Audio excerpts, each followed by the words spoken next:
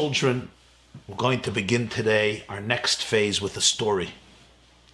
This is a story that I know from the first hand. It's not a story that I heard from somebody who heard it from somebody who heard it from somebody. I know the people with whom this story happened, and I know this story firsthand, and I want to share it with you. It's also not a story of 200 years ago or 1,000 years ago or even 50 years ago. It's a story that happened not very long ago. My friend, I have a friend, his name is Rabbi Chaim Sloboditsky. His wife's name is Chayela Sloboditsky. They grew up in Belgium, in Europe, in the city of Antwerp in Belgium. And today they live in Fort Lauderdale, Florida. They are Chabad Shluchim, emissaries, ambassadors of Yiddishkeit in Fort Lauderdale. They've moved there in the year 2011, 9 years ago. During their first year in Fort Lauderdale, one day before Pesach, Erev Pesach, Rabbi Chaim Sloboditsky went to visit a local Jewish doctor in order to give him shmura matzah so he would have it by the Pesach Seder. The doctor tells the rabbi, I can't speak to you right now. He was in the middle of a procedure, but thank you very much for the matzah. And then he tells Reb Chaim, he says, you see the woman in the corner of the waiting room? She's Jewish, and maybe she would also like some matzah for her Seder. So what happens? Reb Chaim approaches the lady sitting in the waiting room, waiting for her turn to go to the doctor. She's sitting with a magazine. He goes over to her. He introduces himself. He says, hi. And he says, hi, I want to give you some matzah for Passover. She doesn't even look up. She says, leave me alone. I'm not religious. He says, I just want to give you some matzah for the holiday. You don't have to be religious. She says, I don't want anything from you. Rabbi Sloboditsky thought maybe she's afraid it's going to cost her money. She didn't have money. He says, it's free, don't worry, no charge, just take the matzah. She says, I don't want your matzah, I don't believe in organized religion. So he took back the box of matzah. Instead, he reached out for one of his new shiny business cards that he printed. It was in his jacket pocket. He left it on the chair near the woman. He knew that if he would give it to her, she wouldn't take it. He left it on the chair and he said, you can always reach out to me if you need anything. Have a wonderful holiday. And he left the office. A few minutes later, he forgot the story. He went on to his next mitzvah. 6 months later, 2 days before Rosh Hashanah, Rabbi Chaim Sloboditsky gets a telephone call. A woman is on the other line, and this is what she says. I am the rude lady from the doctor's office a few months ago who rejected your kind gesture to give me matzah. But I took your business card. Why am I calling you? My father is in the hospital, and the doctors gave him 48 hours to live. He asked if he could see a rabbi. You're the only rabbi I know whose telephone number I have, so I phoned you. 15 minutes later, Chaim Sloboditsky was in the hospital. The daughter, the woman, the rude lady, greeted him, and she tells him, my father has cancer, stage 4. The illness is very, very serious. The doctor says he probably has a few days to live, 2 days, 48 hours. He's 78 years old. We're Jewish, but we never did anything Jewish in our life. So I'm confused why my father asked me to see a rabbi. My sister and I, the 2 daughters of this man, never had a bat mitzvah. We never went to temple. We never went to shul. We never went to synagogue. We never went to Hebrew school. Not even on the high holidays, Rosh Hashanah and Yom Kippur, did we go to the synagogue. We spent our Sundays having fun, not going to Hebrew school. We are completely unaffiliated Jews, Jews who don't belong to any Jewish community. But my father wants to see a rabbi. Rabbi Chaim Sloboditsky goes into the room. A man, 78 years old. His name is Ronnie, laying on the bed, weak. He asks both of his daughters to leave the room. They leave the room. Ronnie turns to Reb Chaim and he says these words, I was born a Jew. I want to die as a Jew. Rabbi Sloboditsky nodded and he says, Ronnie, don't worry. When the time comes, I will do everything to make sure that you have a kosher Jewish burial. You were born as a Jew. You will die and be buried as a Jew. Ronnie shook his head. He said, Rabbi, you don't understand what I'm saying. I want to die as a Jew. The rabbi was confused. What do you mean? And he says, Rabbi, I was born a Jew, but I want to die as a Jew. You see, I never had a bris. I never had a circumcision. I want to die as a Jew. The door is closed, Rabbi. Do whatever you need to do. Do the bris right now. I want to die as a full-fledged circumcised Jew with a bris. Guy probably thought every Rav, if you look like a Rav, you're probably also a Moil. He says, lock the door and do what you have to do right now. The rabbi looks at him and says, Ronnie, I'm not a Moil. I can't do this. I can't just cut you. I can't do this. He says, so get me one. So I'll try to get you one. Promise me, Rabbi, promise me I'm going to die as a Jew. He says, I'm going to do whatever I can with God's grace to fulfill your last request. He went out of the room, started to call different people who do brisin. This is before Rosh Hashanah. And he found one in southern Florida who was ready to make the trip that afternoon. Remember, the doctors gave this man 48 hours to live. He was very, very weak. The man was ready to come that afternoon. Reb Chaim ran into the room, he poked his head into the room, and he shares the good news. He says, Ronnie, I found somebody to circumcise you. He's coming this afternoon. The problem is there was a nurse in the room at that time, and she heard what he said. She raised her eyebrows. You want to arrange a circumcision here? There is no way the hospital is going to approve this. Ronnie looks at this nurse and says, what are you afraid of? You're afraid that the circumcision is going to kill me? You're afraid that the rabbi who circumcised me won't know what he's doing and I'm going to die? I'm dying anyway. The doctor says I have 48 hours to live. Bring me whatever waivers you have. I won't sue you. Don't worry. I'll sign any paper you want and let the man come to give a circumcision. One of the daughters of this man, her name is Samantha, living in Atlanta. She was visiting her dying father. She hears what's happening. The nurse tells her. She freaks out. She comes in, she says to the nurse, my father is dying. He's not in his right mind right now. This Chabad rabbi is a religious lunatic. He's a crazy man. You should expel him from the hospital for trespassing and bothering an old man moments before his death, trying to force him to undergo a surgery. Get him out of this hospital. Rabbi Sloboditsky slipped out of the room. He knew that there was a Jewish doctor who practiced in the hospital, and that would be his only hope. He phoned his Jewish doctor. He told him the whole story. The doctor promised that he would look into it and do whatever he can. A few minutes later, he calls back Reb Chaim Sloboditsky and he says, the legal department of the hospital said they will agree to this procedure with one condition. You have to find a male who's also an MD.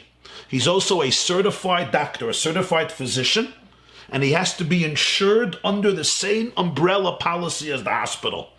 If you have all these conditions, he's a male, he's a doctor, and he's insured under the same insurance like the hospital, then they're going to let him do it. Go find somebody. He calls everybody that he knows in Florida. No avail. Georgia, Alabama, the Carolinas, Virginia. No success. At last, he finds a male who's a doctor who's living in Brooklyn, New York. He fits the bill. phones him, tells him the story. And the doctor, the moil, tells Reb Chaim, get me a ticket, I'm coming down. On the next day, a few hours before Rosh Hashanah, 3 o'clock p.m., several hours before welcoming the new year, an elderly Jew by the name of Ronnie was welcomed into the bris of Avraham Avinu. Ronnie chose his own Hebrew name after the bris. And you know whose name he chose? He chose the name of another person who had his bris not at the age of 78, but at the age of 99. And you know who that was? He chose the name of Avraham.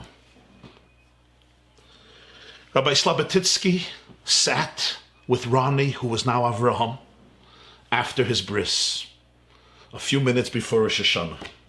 He squeezed his hand every time the pain spiked.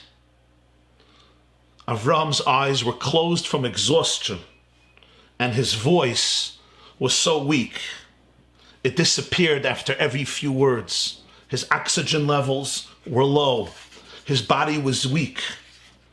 But this Jew who just had a bris spoke to Rabbi Sloboditsky. And this is what he told him. People always talk about Jewish guilt. Jews feel guilty. But you know, I'm a Jew and I never suffered from Jewish guilt. I never got the memo that you gotta be guilty as a Jew. It never reached me. I had a good life. I ran a successful business.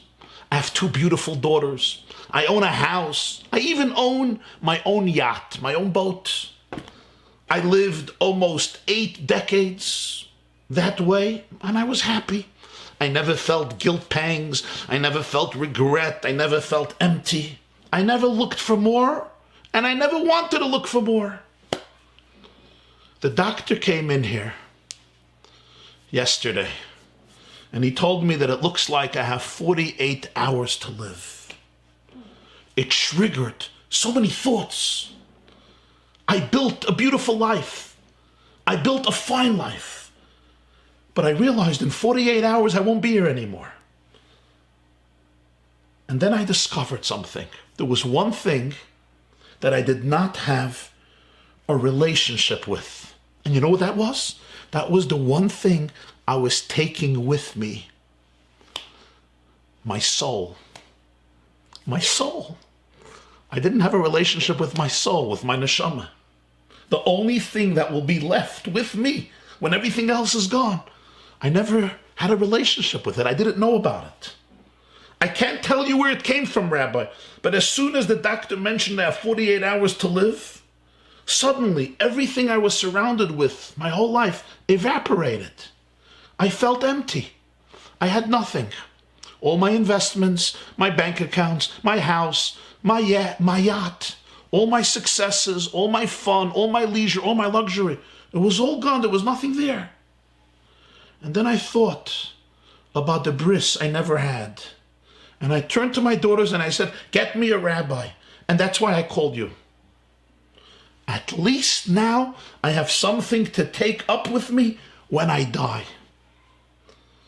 He looked at Rabbi Sloboditsky and he said these words, now I'm ready to meet God.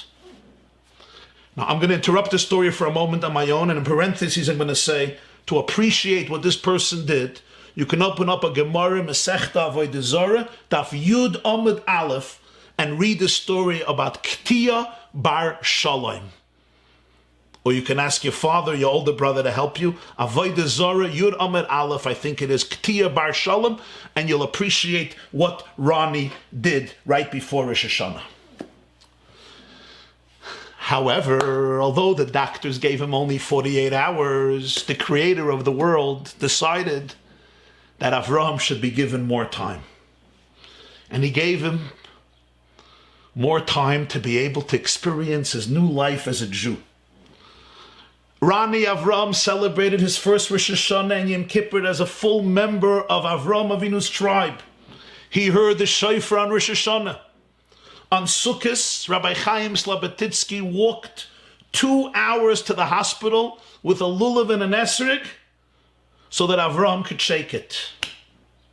As Avram took the lulav, the esrig, the hadassim, and the aravis, his hands shook as he made a blessing on the tilas lulav. She'echiyonu, v'kimonu, v'giyonu lizman hazeh, for the first time in his life on a lulav. A few days later, as Jews around the world were getting ready to dance with the Torah on Simchas Torah, an elderly man in a Florida hospital by the name of Avram passed away. His hands filled with the holy things he could take with him to the next world.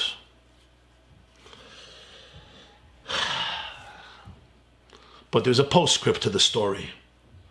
Their father passed away. Now his daughters have made arrangements beforehand for him to be cremated. You know what cremated is?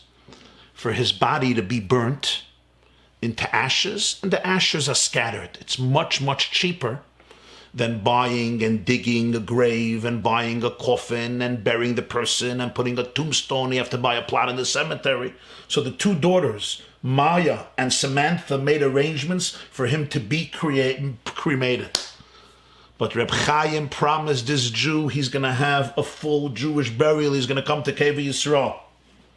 So he went to the daughters and he pleaded with them. He said, look what your father wanted. Respect your father's last wish. And the daughters agreed.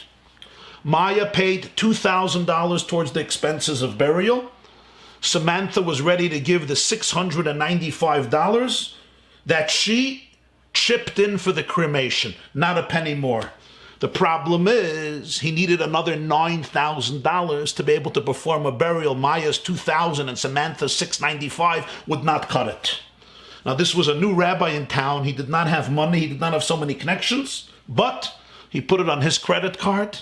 He absorbed the remaining $9,000 in expenses. It was not easy for him, but he understood this is the right thing to do. This is what the Ribbono Shel Olam wants from him. This is his shlichus. This is his mission. Avram needs to be buried as a Jew, not Chalila cremated.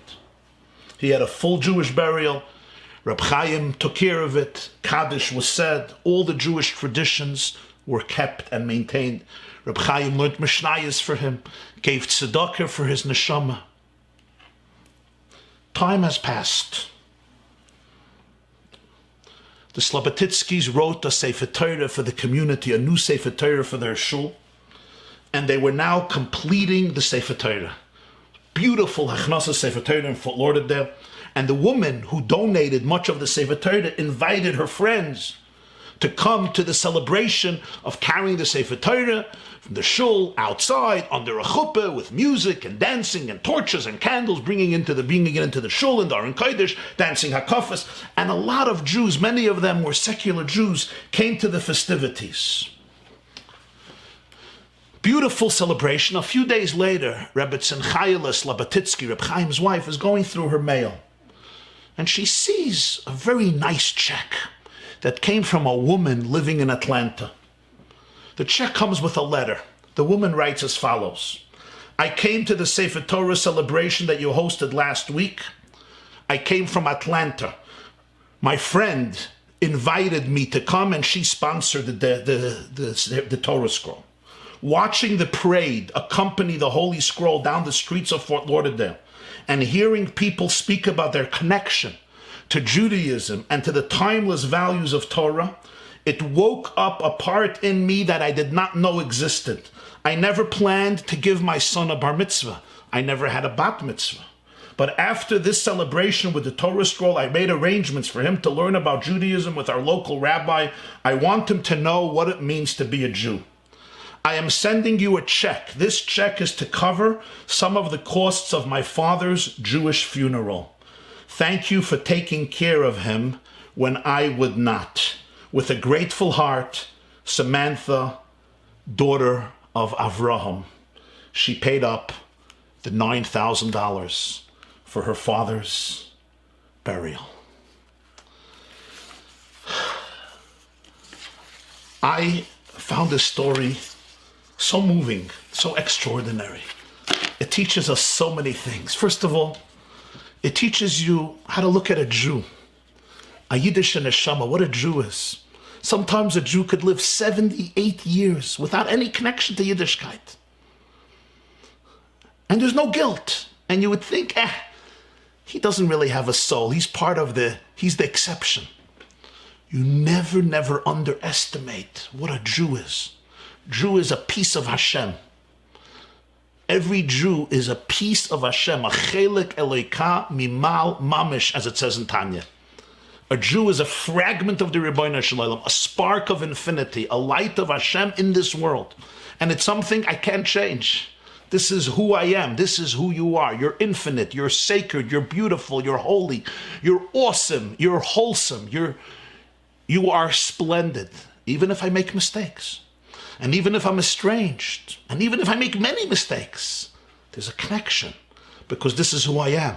This is my essence.